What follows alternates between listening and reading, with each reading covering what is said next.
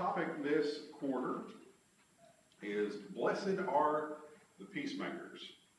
And this study came about, my name was on the list to teach this quarter, but there was no topic next to it. So I took that to mean that I had to figure that out myself. And a friend of mine recommended this book to me. It's a book called The Peacemaker, written by a gentleman named Ken Sande.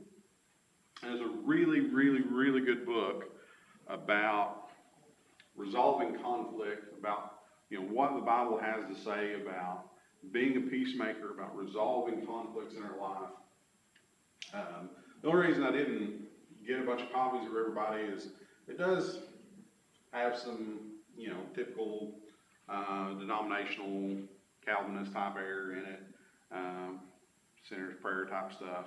But aside from some of those things, it is extremely well written, very biblically based, and just does a great job of helping us understand what conflict is, and how to approach conflict in a godly way, in a God-honoring way. That's one of the things I love about it, is it starts with honoring God, and that being the focus of how we resolve conflict. It's how do I honor God in this situation through this conflict? And so that's going to be kind of the basis of our study. You can find that online. I think Tara said she found it on Kindle. I think it's even free if you're a Prime member or Kindle subscriber or whatever. And it's like $10 on Amazon if you want to buy it.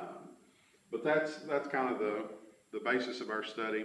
And so we're going to go through a lot of different things. We're going to deep dive into a lot of topics, but none of it's going to be any kind of silliness. It's all going to be very Bible-oriented and Bible-based, but it really helps us to understand the conflicts that come up in our lives and how to overcome them, how to work through them. In Matthew chapter 5 and verse 9, this is Jesus here in what we call the Beatitudes, and Jesus says, "Blessed are the peacemakers, for they shall be called the sons of God." And when we think about the Beatitudes, what are the Beatitudes? If you had to describe the Beatitudes in a short phrase or just a few words, what would you say the Beatitudes are? What your attitude ought to be. Okay, that's a great way to put it. What your attitude ought to be, right?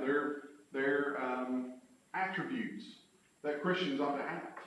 And as we see here, one of the things that we ought to be, if we want God to call us His children, if we want to be considered and called sons of God, then we ought to be peacemakers. And I think it's interesting the way he says that, because he could have used any number of words there, but he didn't say just be peaceful, right? He didn't say, just be a nice person. He uses very specifically this word, peacemaker. And I think it's important for us to understand that this concept of being a peacemaker is an active thing. This is not a passive thing. Sometimes we think about being peaceful or peaceable as just being, I get along with everybody. I don't rock the boat too much. I don't cause a lot of ruckus. I'm a peaceful person. But being peaceful or being peaceable doesn't always lead to peacemaking. Because conflict is an inevitable part of our lives. And, all of us have experienced some kind of conflict, whether it be in our families, in interpersonal relationships, in the church, in our relationships with people at work, and, occasionally even just random people we meet on the street who have some things going on. We have opportunities in our lives to be peacemakers.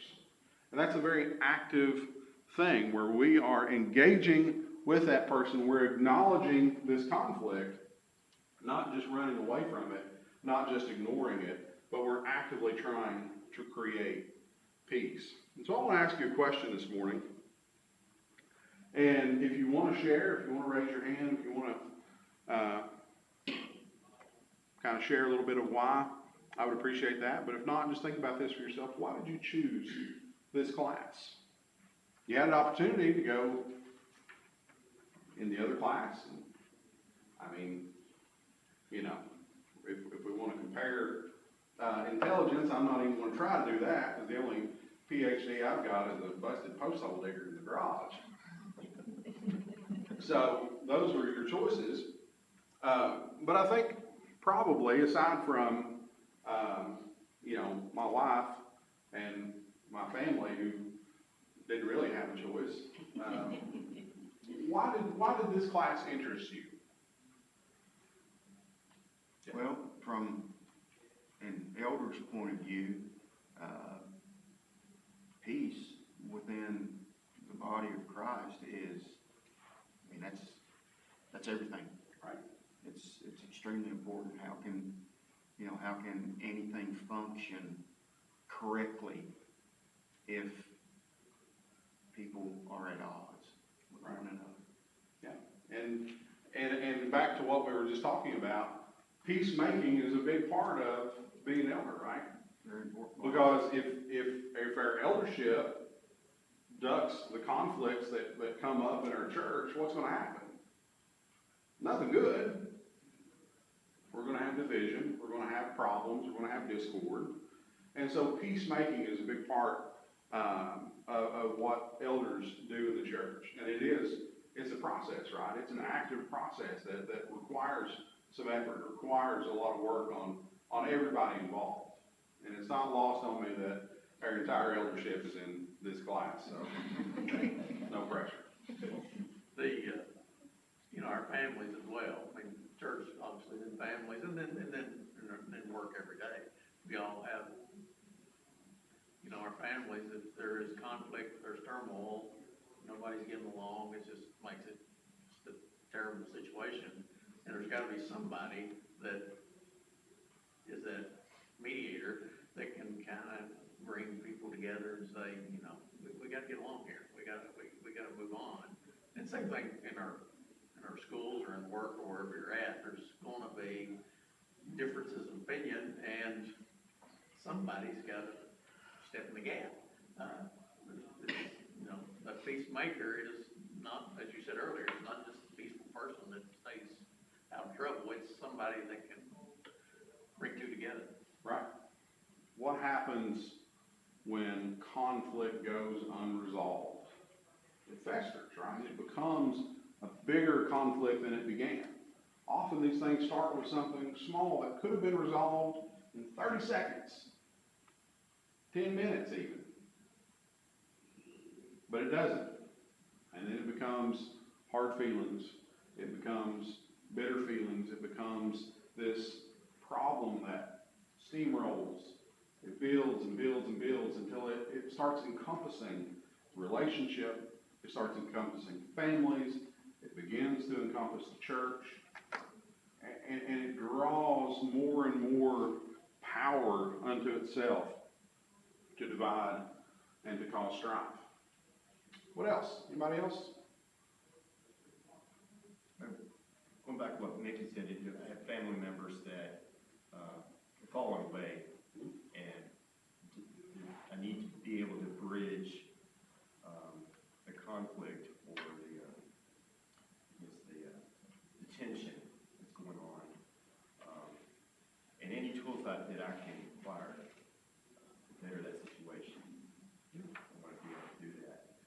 And then I have, this neighbor that I've talked about several times. I want to be able to be the influence in a peaceful way for this particular. If we're standing for the gospel, are we going to have conflict with the world? Absolutely. Otherwise, I can promise you we're not. I mean, look throughout the scripture. Those who stood for God always found themselves in conflict with the world in different kinds of ways. And so if we're looking inward at ourselves and thinking, man, I don't have any conflicts with anybody, this is great. Maybe we need to be asking ourselves, am I really standing up for God? Am I really standing up for the truth? Because the world is always gonna be opposed to that. And it's gonna create conflicts in our lives and in our relationships. So, thank you for sharing that. I chose this class for all the reasons that you mentioned. Just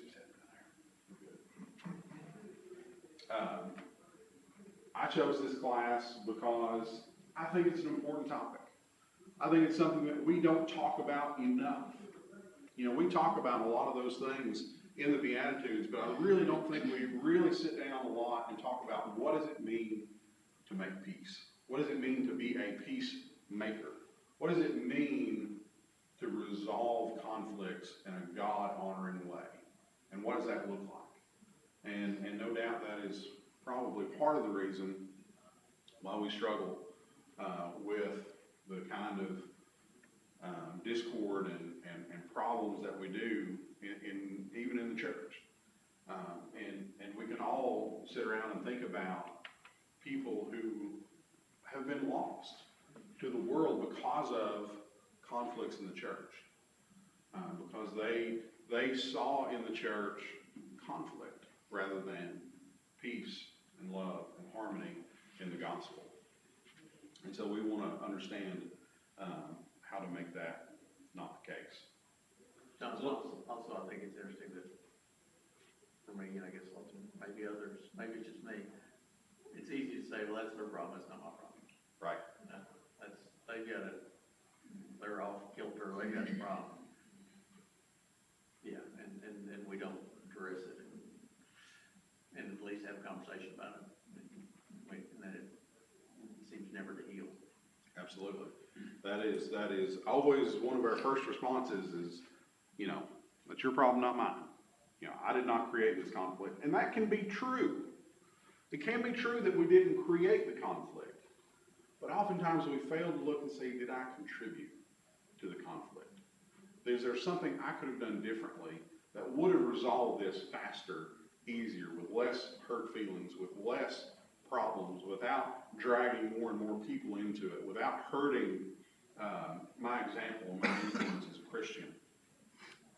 And, you know, just from reading this book and thinking about different things, I've already thought about conflicts that I've had in my life that I think, man, I was not at fault per se, but I was involved, and I could have resolved it faster. I could have done this better. I could have settled this without it coming to this. It's not my fault that it reached this crescendo, but it is my fault that I didn't work harder, that I wasn't using wisdom to resolve this simpler. So we're going to talk about a lot of those things throughout the quarter. So let's talk a little bit about what is peacemaking. And as we've already said, it is not apathy, it is not indifference, it is not avoidance, and it's not ignorance. You know, we often see that image of the three little monkeys, you know, the hear no evil, see no evil, do no evil. And we kind of like that, right? If I pretend that this isn't happening, if I don't see it, if I don't hear about it, if I don't think about it, it's not happening. It's not a problem, it's not a conflict, so I'm just going to do that, and I'm going to ignore it. And there are times when there are things that we need to overlook, and we'll get into that pretty soon. There are times that there are just little things that we just need to overlook. It's not that often that we need to overlook things, and they need to be pretty minor. Most of the time when there is something that really comes up to us as a conflict, we need to be actively working on peacemaking. It is an active process of acknowledging conflict and seeking godly resolutions, right? This is not a might makes right kind of thing. You know, the world's attitude is if you have a problem, I'm going to punch you repeatedly in the head until you don't have a problem anymore, right? That's the world's attitude oftentimes is, you know, we will settle this in a violent way, we will settle this in an angry way, and because I'm bigger than you, that means I get to decide what's a problem and what's not a problem. And what we need to be doing as Christians is pursuing godly resolutions and ultimately pursuing reconciliation. Our goal in making peace is not to just get it over with. You know, I was talking earlier to Barry, you know, how do we resolve conflicts in our kids?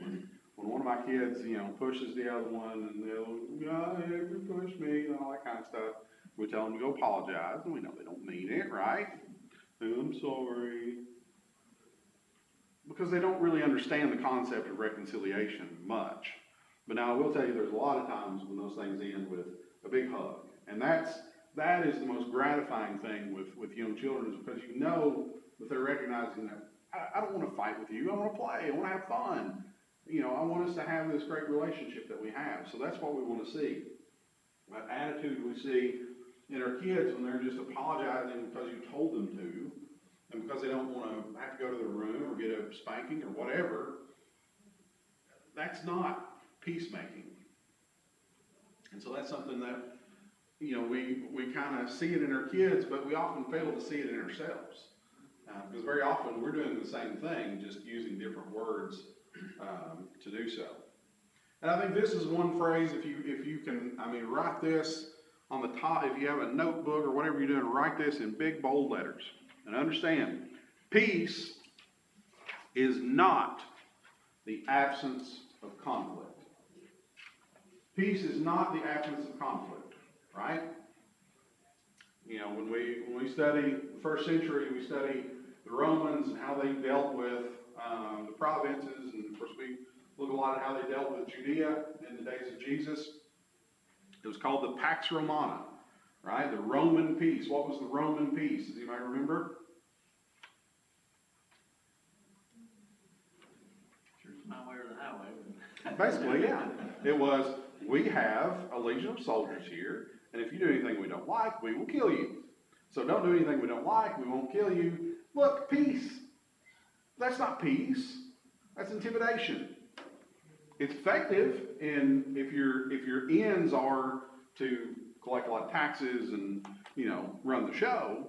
But if your goal is peace, if your goal is actually to have peace, then it's got to be that we pursue harmony. Peace is not the absence of conflict, it's the presence of harmony. And I added there, it's the presence of a God-honoring harmony. You know, our harmony, the way that we get along, needs to be that we're getting along in accordance with God. We can be united together as people and be opposed to God. But we want to make sure that we're united, that we are of one mind with God in the way that we're resolving conflict. And so, understanding that ignoring conflict, avoiding conflict, these are not paths to peace. They're paths to apathy and indifference. And they're often paths, as we talked about earlier, to allowing problems to fester, allowing problems to grow and to build up pressure until something explodes. And, you know, all the married couples in here, you all know what happens when there's something between you and your spouse and we don't talk about it. We don't talk about it for an hour, or a day, or a week. What happens? Nuclear. Yeah. It gets super critical, super fast, right? And so, we can't just avoid those things, because that's not a path to peace. Kind of remind you saying the God honoring peace there, harmony. Kind of reminds me of the love triangle that Sean and Megan used to have, and you can only get so close to your spouse, the closer you get to God. Right. I think that probably applies to us all. We're only going to have as much harmony as we get closer to God, we're closer to Him and His ways and doing things His way. And I think that was a good addition on your part, because I think if we're not close to God, we're not following Him, then we're going to have a difficult time coming together with each other in the correct way.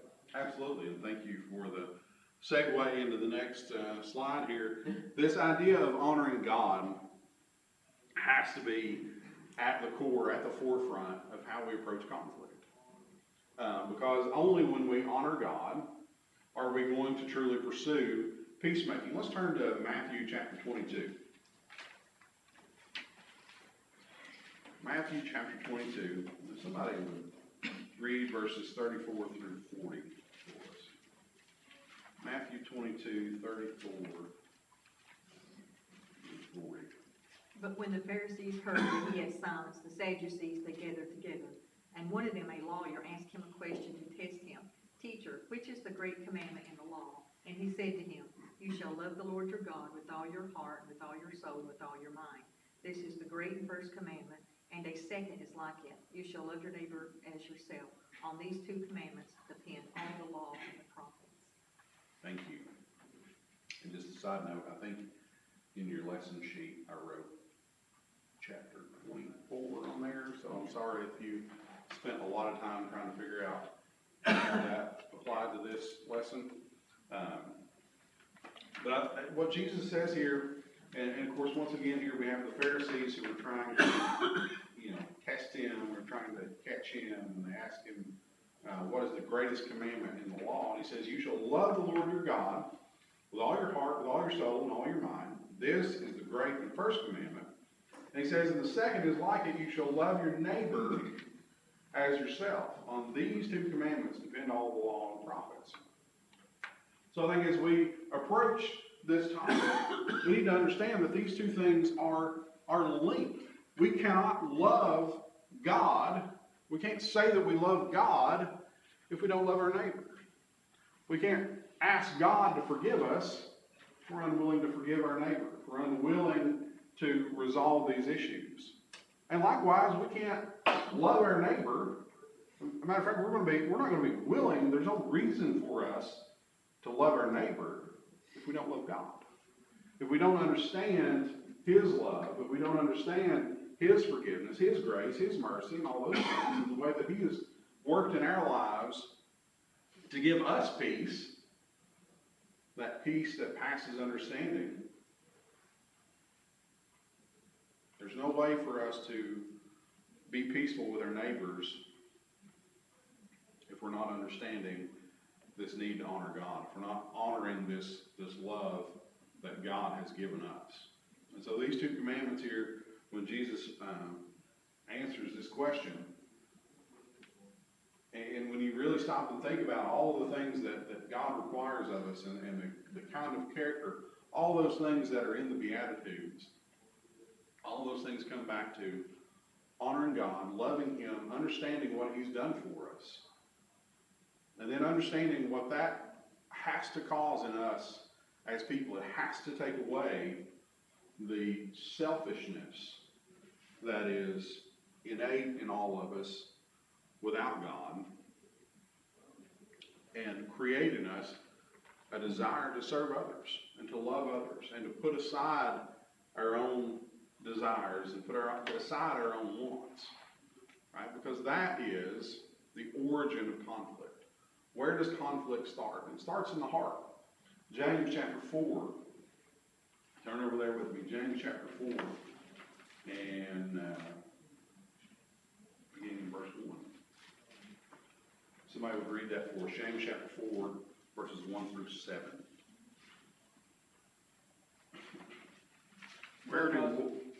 Go ahead, please. What causes quarrels and what causes fights among you? Is it not this, that your passions are at war within you? You desire and you do not have, so you murder. You covet and cannot obtain, so you fight and quarrel. You do not have because you do not ask. You ask and do not receive because you ask wrongly to spend it on your passions. You adulterous people, do you not know that friendship with the world is enmity with God? Therefore, whoever wishes to be a friend of the world makes himself an enemy of God. Or do you suppose it is to no purpose that Scripture says, He yearns jealously over the Spirit that He has made to dwell in us, but He gives more grace. Therefore it says, God opposes the proud, but gives grace to the humble. Submit yourselves therefore to God, resist the devil, and he will flee from you. Okay. This passage here in James is a 7-verse masterclass in and what causes conflict? What causes quarrels and what causes fights among you? What does he say? What's the cause? Selfishness, desires of our own. Right. ESV says passions that are at war within you. Do we have passions? Do we have desires, things that we want, things that we want to achieve, things that we want to have, things that we want to accomplish? Absolutely we do. And there are things that we desire that are certainly great, that are, as we said before, they're God-honoring things. Sometimes there are things, there are passions, there are desires that we have that are not God-honoring. And that's where this war that he talks about that's within us comes from. You desire and do not have, so you murder. You covet, you cannot obtain, so you fight and quarrel. You do not have because you do not ask. Ask who? Ask God. When we're seeking things, when we're seeking to fulfill the desires in our lives, we have to recognize where all good gifts come from, right? Where do they come from? They come from God. Does God say no sometimes? He does. And then that goes back to this war that's within us. Am I willing to say, okay, that's not what I need? And if it's not what I need, then it's no longer what I want to change my will to match God's. It says, you ask and you do not receive because you ask wrongly, to spend it on your passions. We ask God for things selfishly. Do you not know that friendship with the world is enmity with God? If we're seeking after the world, if we're seeking after worldly things, we're in conflict with God. And inside of ourselves, that conflict is brewing. Therefore, whoever wishes to be a friend of the world makes himself an enemy of God. He goes on and says, and in verse 6, but he gives more grace. Therefore it says, God opposes the proud, but gives grace to the humble. Submit yourselves, therefore, to God. Submit yourselves to God.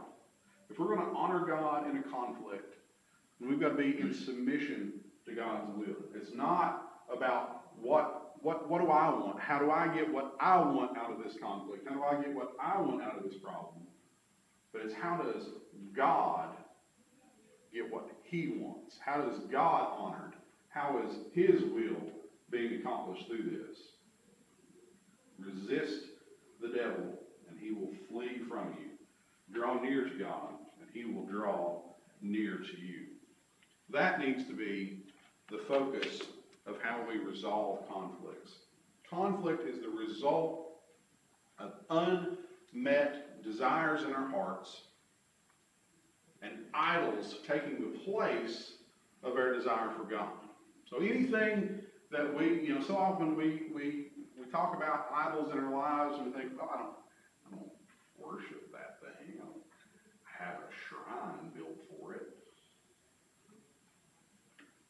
Where does it take time in your life? And think about the time you spend honoring God and doing things that are pleasing to God versus time pursuing that thing. Is it becoming an idol? Is our desires of our hearts becoming idols in our life that cause conflicts? James chapter 4 and verse 4, there as we just read, says, you adulterous people. I think he uses that word very specifically and for a very important reason. You adulterous people. What is adultery? Well, it takes many forms, but one of those forms is when we neglect our relationship with God, when we put something else in his place.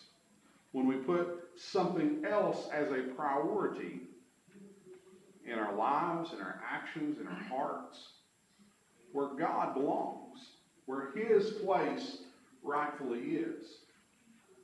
You adulterous people, James says, James 4 and verse 4 says, the idols of our heart prevent us from serving God and loving one another. Because if I'm unwilling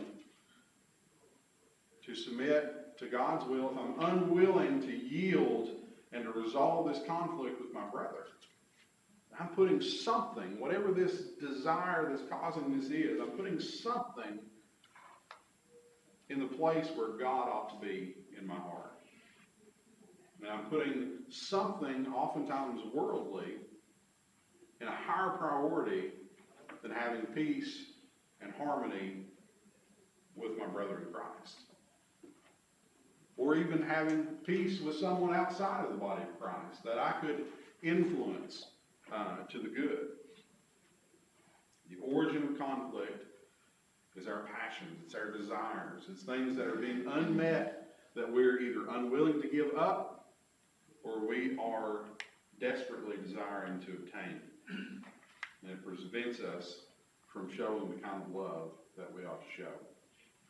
Let's consider the Garden of Eden. This is the ultimate origin, the singularity, if you will, origin of conflict in the world today. Somebody turn over to Genesis chapter 3 and read verses 1 through 7 for us.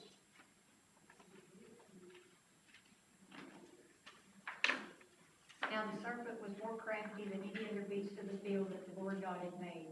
He said to the woman, did God actually say, you shall not eat of any tree in the garden? And the woman said to the serpent, we may eat of the fruit of the trees in the garden, but God said, you shall not eat of the fruit of the tree that is in the midst of the garden, neither shall you touch it, lest you die.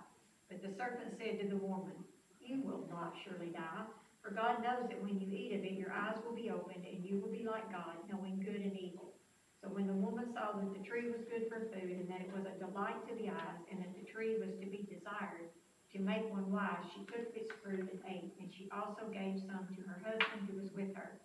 Then the eyes of both were opened, and they knew that they were naked, and they sewed fig leaves together and made themselves loincloths. I think it's always good to review this passage in Genesis quite often because I think it helps us understand so much about ourselves. What was the lie that Satan told Eve? Right. Was that true? In one sense it was. Right? Did she die? Did she fall over dead? Did her heart stop? Well, not like that. No. No. Didn't.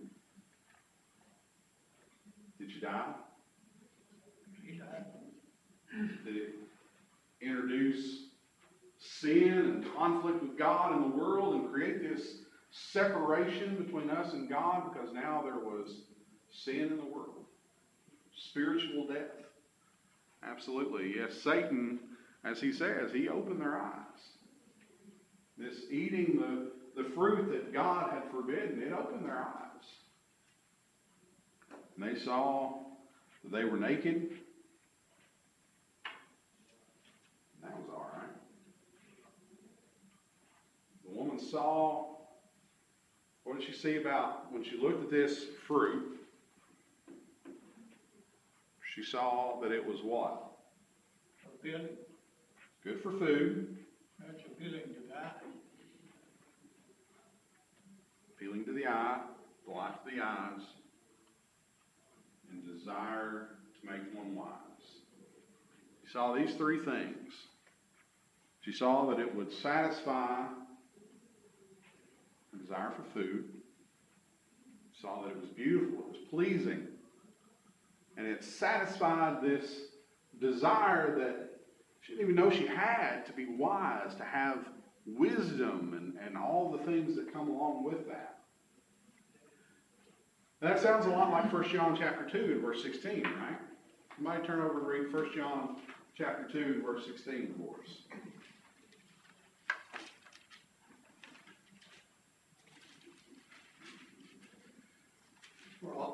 For all is in the world, the lust of the flesh, the lust of the eyes, and the pride of life is not of the Father, but is of the world. And the world is passing away and the lust of it, but he who does the will of God abides forever. Okay. Lust of the eyes, lust of the flesh, and the pride of life, right? These are the three core desires that we have to tame. And everything that we seek after, every sinful thing that we do, comes back to one of these three things. Now, there are all kinds of more specific desires that we could, flesh out about these things, but these three things are core to who we are as physical, worldly beings, right? And the truth of God and the wisdom of God is about overcoming these desires, about taming these passions within ourselves and bending our will to God's. And understand this, Satan has not stopped telling us lies. Satan has not stopped telling us half-truths. 1 Peter chapter 5 verse 8 says, "Be sober-minded, be watchful. Your adversary, the devil, prowls around like a roaring lion, seeking someone to devour. Resist him, firm in your faith, knowing that the same kinds of," let's go on to the next verse there. He's prowling around like a roaring lion, seeking someone to devour. If we think we're going to escape conflict, understand, conflict is going to come to you. You don't have to go find it. You don't have to go look for it. Satan is going to bring it to your doorstep if you are a servant of God. He is prowling, he is roaring, he is looking for someone to devour.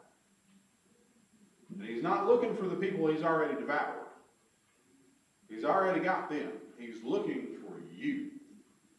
And he is looking for something in your life, something, some unmet desire, some passion that you're still holding on to, something that you're unwilling to give up.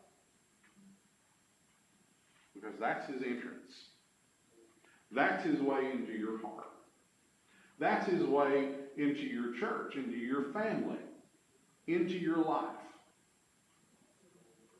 So that he can begin to influence you, so that he can begin to tell you that all this foolishness of serving God and all this stuff that you're doing is not what you want. That's not what you want. I know what you want. You want power, you want money, you want glory and fame and honor for yourself. You deserve it.